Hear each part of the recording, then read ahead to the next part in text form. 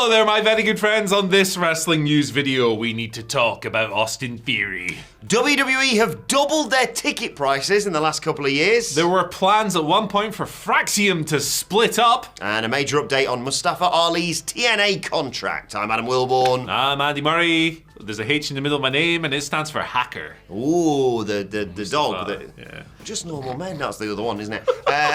And this is the after news. Mustafa Ali said that. We're just innocent men.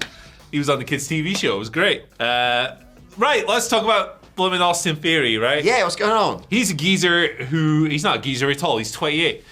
He's somebody who, his name gets brought up all the time online. Where is he? What's going on? Why is he not on TV? What's going on? What's happening with him? With good reason. He hasn't wrestled on Raw since May. He hasn't wrestled at all for WWE since July.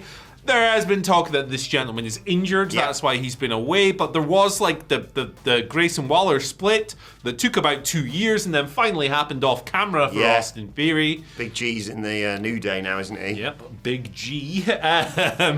So what's going on with this dude? Well, according to WrestleVotes, he is still being championed somewhat by some people in WWE. So they posted yesterday, sources indicate that there are still voices within the company, pushing to keep Austin Theory involved in creative plans even after the recent shuffling caused by Seth Rollins' injury. They add, the idea of Theory joining the Vision was at least discussed, and he still has internal support moving forward to reappear on TV in a significant manner. Obviously that support isn't working because he ain't being used, brother. He ain't being used. One thing that is going to be used when you sign up is NordVPN because, I mean, how could you not? Over 70% off. 3 months for free if you sign up right now. That's 6. I don't want to false advertise. Deals in the description. It's a tremendous offer. You need to protect yourself online and you can go wherever you want. Yeah. It's tremendous. Anyway, yes. Austin Theory. I don't know how I feel about all this. Like, when I read this yesterday with regards to him being a part of the Vision, I thought, nah, that's not it for me, for Austin Theory. I think I like Austin Theory more than most. Like, I definitely still see some potential there. And I do kind of feel sorry for him because he's had a hell of a roller coaster few years within WWE. He was obviously quite liked by Vince. He was given the Money in the Bank contract. By Vince. And then, well, that went the way that it went, and he cashed in for the US title that was being defended in open challenges every week. It was stupid. But nevertheless, he's a very talented individual. I don't see them being a huge fanfare when he returns. Like, they're gonna have to do stuff with him to re-establish him. It's not gonna be like, oh my God, Austin Theory's back. But there's still, like you say, he's what, 28? They've still got huge potential there. I don't think the Vision would have been the right vehicle for him. I don't think so. If they were going to add more members, I was looking always to like bringing someone up from NXT, even though they're not, developmental. But someone like Ricky Saints or an Ethan Page, for example, I think would have added more to that group. Whether or not Seth was still involved. Right now, I wouldn't add anyone else to the Vision. I mean, it felt like, they'll come back with Austin Theory and he can be maybe a babyface. That's what they were talking about. Saying Grayson just dropped him like a bad habit and then immediately moved on. And then, because Grayson's a great heel for almost anyone, I think. In terms of just like, you just love seeing him getting punched in the face. He's the new Miz. He's going to be with the company for 40 years, Grayson Waller. But I don't know what to do with Austin Theory. I hope they do something with him, though. If he's not injured, I hope he's getting well if he is. I have a hot take. Austin Theory should leave WWE. Might be right, Austin Theory, he should either, look, it's his career, he can do what he wants. But I honestly think that he is beyond stagnant. He is beyond, he's not even standing still. I think he's gone backwards in recent years. I think that he is a demonstrably less confident looking performer than he was even. You don't even have to go back to his Evolve days. You can just go back to his NXT days. Yeah. I think that he has probably been chipped away by some of the crap creative he's had, like the egg, and all of that nonsense. Sorry, you said crap creative and then you said the egg. What's those two things don't... That's one of my favourite angles of the last 5 years. That's an oxymoron. The Rock's not here, but an egg is. Yeah. Don't worry. Was it a dream? It's an acceptable. By the way, we got these zombies wrestling the Miz and Damian Priest. I think he should leave. Honestly, I think he needs a brand new change. He needs a completely different scenario. You're right with when he came in from Evolve, he was a very braggadocious guy, and it worked. He doesn't look confident. He doesn't look like the same guy he used to be. And I'm not saying he was flipping Zack Sabre Jr. or anything like that, right? But he was a promising young dude, and he feels like he has fallen off. I think the best thing for him to do would be to go the Drew McIntyre route. I think he should go somewhere else for 2-3 years. Kill it, reinvent himself, rediscover who he is, find a new voice, find a new character, refine his wrestling a little bit. Because his ring style, while very technically sound, he's got like a shed load of flashy moves that look cool, but there's not much impact behind them. Yeah, a lot of the stuff he does with, like, there's an extra flip on the DDT and it looks cool, but there's like no impact whatsoever to a lot. I think he needs to Drew himself, man. I think he needs to go out there, just crush it. Go to Japan for 6 months. Yeah. Do the American Indies. Go to Mexico for a year. Yeah, he ain't gonna struggle for bookings, is Nah. Go out there, kill it, and come back and get 10 times the money you were on before. Absolutely, I agree with that. I just don't see like a pathway in WWE right now where it gets better. Certainly, yeah, if you look at the way that the new regime has handled him. They don't like him. It's pure speculation, but it seems like they didn't come in and be like, because he had the briefcase, didn't he? When He beat Triple H John took Cena. over. Yeah. Yeah. Like, Yeah, he did, didn't he? Yeah. Like, Triple H clearly has no creative faith in this dude. Otherwise, he would have been back. Yeah. He looks like a Triple H guy, but he's just not been used like one. Absolutely. I think you might be right there. I think you should leave. Let us know your thoughts on it in the comments. I'd really like to know people's thoughts on it. And if he decides maybe, to after he's left the company, to go back and maybe watch some of his mates at the show, but, still buy a ticket like a proper fan. I hope he saved his money because, jeez, this report, man. WWE has doubled its ticket prices. No great surprise there. The surprise is the window in which we're taking it from. 2 years. 2 years, yeah. In real 2025 dollars. This is a brilliant WrestleNomics report on all this. And it's bonkers. The graph, I'm not sure if we can put it up, but it'll be on, it's all over. We can do it. You can see it's sort of like up and down, like, early 2000s, it's like average prices, like for Raw and SmackDown tickets, like 67, because they kind of have a monopoly. And then it just sort of bounces around, $53, $48, $59. And then you can see the line when the TKO merger closed, and it just suddenly goes, shoots up, $118 average ticket price. It's insane, this. And again, for those people who clap like seals, yay, the biggest gate ever. Big attendance numbers is fun and something to be celebrated. That's cool. We're breaking the most amount of people in this show, if it's real and not completely made up.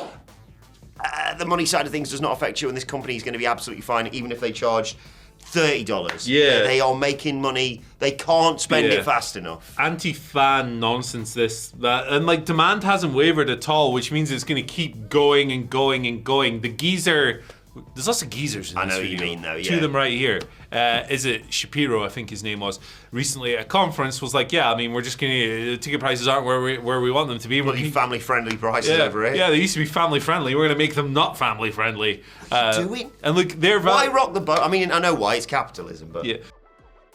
Well, the people who make the decisions, their responsibility is to deliver value to the board and their shareholders and all of this stuff, yada, yada, yada, yada, yada. But from a fan's perspective, it sucks. It sucks that the WrestleMania 2-day tickets start at $800 before fees, over $1,000 after fees. It sucks. It's rubbish. Yeah, and the only way it'll ever change is if people stop buying them. Yeah, and it trickles down to even the smallest shows that they put on. Like you say, some people, we're incredibly lucky and we appreciate your support, obviously making us able to go to these shows. But like for people, take Hamflet as a perfect example. Hamflet's got 2 kids who've really got into WWE over the past year. WWE are coming to Newcastle with a house show in January, I think it is. And he's looked at that and gone, I'll probably take them because I want to be a good dad and all that. But like, that's their Christmas presents because it's like probably that whole night is going to be 500 quid all in. Yeah. Fees, tickets, refreshments. Getting there, yeah. It's crazy. It's wild. You have to draw your line as a consumer, really.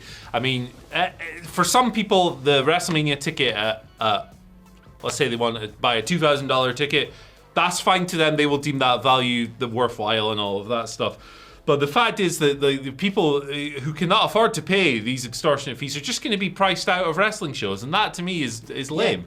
It just widens the gap between the haves and the have-nots. And they could have turned around. They would never do this, but they could have turned around and gone, look, the Saudi thing. we know. Everyone knows that we make, $50 million every show that they do there. They're doing Mania, obviously, there year after next. They could have turned around, this has never happened with WWE, and said, we're making all this money from sponsorships, Netflix, Saudi, etc., and we're going to make sure that gets back to the true fans, and we're going to make a flat ticket fee. We're guaranteed we'll at least sell some tickets for $30. $30, yeah. Never going to happen. 10 years ago, you could get into WrestleMania for 18 at the back of the building, like sitting in the gods, obviously. $18 was the get-in price for WrestleMania 31. 32, sorry. So it was 10 years for next year. Yeah, so the inflation is crazy. And look, you do expect prices to go up over time in line with inflation, but I don't know. I don't think inflation in the United States has been 50% a year. You know? When I have my wage review here at WhatCulture, I'll be bringing up the TKO changes and saying, if they can inflate prices. Well, I was at WrestleMania, so you need to give me a 100% wage increase, brother. I mean, I've very fortunately been to 3 WrestleManias. I've not paid for one of them because of what we do for a living. But if I was a consumer, I would just stop. I would just stop. Yeah, it's a real shame because, like you say, it's just pricing the normal people out of it. I could go to Mallorca for 2 weeks for a WrestleMania ticket, you know. I'd rather do that. Sit on the beach. Certainly this year's WrestleMania. Read a book, beer at 9 a.m. Much better. Life, innit? It's the best way. Oh man, that was fun, wasn't it? Looking for the still first take. Still the first take. Yeah, looking for the third story on my phone there for a good half an hour. Hot work, let me tell you. Right, Fraxiom, let's talk about Fraxiom. Oh, yes, please. This is a weird one because they're probably the best tag team in WWE. They're probably the best tag team in America. Well, FTR would probably fight them for that. Best tag team last year, no question. Yeah, Brody, there's some good ones now. Yeah. There's some good ones now. But last year, it was like the easiest thing in the world. Who's the best tag? Everyone else is kind of rubbish, so it must be Fraxiom. They won it in our awards, didn't they? It was a landslide. Yeah, it was like 90% or something. God bless. We're doing the awards again this year? Yes. Good. We will. It'll be good. But the apparently there was plans, actually, for them to split up, potentially, and have a big match at Stand and Deliver this year. So Nathan Fraser has revealed this, and it would have involved a mask versus hair match. Oh! Apuestas, let's go. But Nathan Fraser was on the No Contest Wrestling podcast, and he said the following. I think I can do he's English. Yeah, it's fine. We're both British, it's fine. I wouldn't ask me for advice on accents. No. I'd always give you the green light, baby. In an alternative universe, which I'm very glad we don't live in, Stand and Deliver would have been Nathan Fraser and Axiom versus Hank and Tank. I've just ballsed that up. Wouldn't have been. Oh yeah, because that was the match that happened. Yeah, wouldn't have been. Not would have been. Anyway, Stand and Deliver would have been Nathan Fraser versus Axiom, mask versus hair. That was the North Star that everybody agreed on. We said to them, no, don't do it. And he is right, because while that would have been a great match, tremendous high stakes, mask versus hair, would have been really good. They're better as a tag team. In this era of wrestling, so many teams are put together to immediately break apart. Mm-hmm. We knew from the minute that, this is a stable, but we knew from the minute that the division were put together that Seth Rollins was going to get kicked out, right? We knew that was going to happen. It happens to every single put together team, from Liv Morgan and Rhea Ripley to Rhea Ripley and whoever else. Yeah. She's had about 12 of them. Pick, yeah, the 20 of them. Million of them, in fact. So for me, it's really refreshing, actually, to have a tag team that is just friends forever. Yeah. And they're still great, so I'm glad they didn't do this. Yeah, and I don't think they would be in a position. I mean, they've not been utilised enough in recent months, in my opinion, on SmackDown, but they wouldn't have been in any better position on SmackDown had they been just individuals. Yeah. Anyone who listens or watches our NXT coverage know this was sort of a running joke for the past year, probably, that every match they would go into, because they'd have these little bits of communication, but they were so mint that they'd still defend the NXT tag titles, that you thought, is this the one? And it felt like there was more teams going up against them and them splitting rather than Fraxiom. I think they're sensational. I think they should be utilised more on SmackDown. I think they should be the champions to a certain extent. Yeah. Or they should have been, at least when they first came up, just absolutely rocket struck these guys, because they're just unbelievable between the ropes and they work so well together. It's funny this has been mentioned, though, because just this week on the SmackDown Review podcast, we were talking about them coming back, and them and DIY are seemingly going to have a match. And I genuinely pitched a mask versus hair match where Ciampa puts Gargano's hair on the line and Fraser put Axiom's mask on the line, because I thought it'd be quite a funny dynamic for it to develop in that way. But also, it's a fun match type. It's two amazing teams, and you need to take the mask off Axiom because he's a very gorgeous man. He is indeed. He is indeed. Obviously wrestled without the mask for years before coming to WWE. Tremendous. Also, Nathan Fraser might look kind of funny bald. So that also could be funny. You never know. It could go two ways, right? Some people go bald and it looks tremendous. Some people go bald and it's like, oh no, you are screwed. Yeah. So who knows? Who knows? He's got a tremendous steam library, Phil. We covered that yesterday. Yes. Really beautiful. But there's a lot of beautiful people hidden behind the masks, man. Like at any time we see a snippet of the Beast Mortos, I'm like, oh my, wow! Look at this guy. You never see the eyes or anything like that. Apparently Bandito's another one. Is he? Yeah, when Bandito was in New Japan, I remember I think it was Best of Super Juniors. There was a tournament where Juice Robinson was on commentary, and every single time he had a Bandito match, he'd just go on about how sexy Bandito is. He was like, he's guapo. Tremendous. So you never know what's lurking behind the mask. Sometimes it is Jim Carrey. Yeah, sometimes there's some absolute rotters obviously underneath the mask as well on the wrestling scene, but we won't talk about them. Instead, we'll say that I think Fraxiom should stick together for the time being at least. Yeah. Brilliant tag team. Let's turn our attention now to another top TNA talent whose contract seemingly is expiring very soon. I'm talking about Mustafa Ali. Of course, he's been doing great stuff, running Order 4. In TNA, of course, and he just popped up on that TNA Showdown Showcase thing with NXT. Super Invasion. Yeah, Super. It's not Invasion. Don't call it that. We're just using the font. There are worse names they could have called it in the current parlance. Granted, yeah, it was a WCW thing. But in my opinion, someone who never should have been released by WWE, but he's been doing great stuff for TNA. Real good showcase in there against Ethan Page. I think Dave went 4 1/4 on it. It was really, really good stuff. I mean, to me, when Dave goes 4 1/4 these days, I go, oh, okay, so it was 2.5. So. Yeah, it's a low bar. He is so generous, but it was great. Yeah, it was really good. Great. Mustafa Ali confirmed his contract to John Alba of Sports Illustrated earlier this year, and Fightful Select have subsequently confirmed that his deal goes through the end of 2025, but from there, his options are open, and we're told that Ali was welcomed back. This is Fightful, obviously, was told that Ali was welcomed back to NXT. Shawn Michaels has long been an advocate of his. Yeah, in my opinion, it's one of these things that this relationship, I think it has worked quite well for TNA, but it's also worked really well for WWE. Sure has. Let's test you back in the WWE waters. Sounds good. When's your contract up? We'll see you then. Yeah, it's an interesting one to consider. He's obviously a very talented guy. He's a guy who's very creative as well and has lots of ideas, and sometimes they're quite subtle, sometimes they're quite elaborate. Yeah, he commits to it, doesn't he? Yeah, like the political stuff that he did almost immediately after leaving. And that character, and he goes the full 9 yards. He goes the whole way. Yeah. He'll wear the suit in the promo, and it's very highly produced. And he gets a custom entrance theme, and he gets like supporting. Like he's super involved in this stuff. He's also a good dude as well. Yes. So like I'm always rooting for Mustafa Ali to be doing well in life and in the world.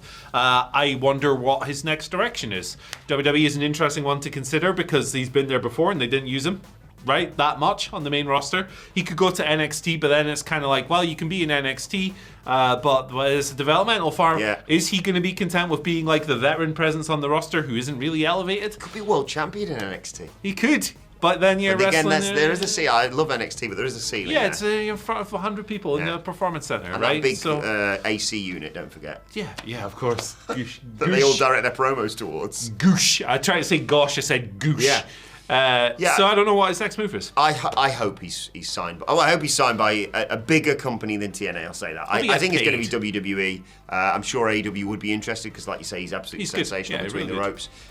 He's brilliant in ring, a very talented hacker. His one weakness, of course, being unable to hook briefcases when someone's music's playing. Yeah, he's really got to work on that. Dumbass there, WWE. That's in his weaknesses. On his strengths. What would you say your biggest weakness is in a job interview? Hooking briefcases. I freeze in place when someone's music plays. Yeah, so there can't be any music in the office. You're not allowed that. No. Mustafa Ali just goes. Anyway, thank you for joining us on this video. If you want to hear us ranting about non-compete clauses, we get legal, baby. We're legal eagles over here. Yeah, there you go. Or beagles, whatever you prefer. Baby. Row. Check it out. It's here. Woof woof. See you later. Get on the roof. Get off the roof. You might fall.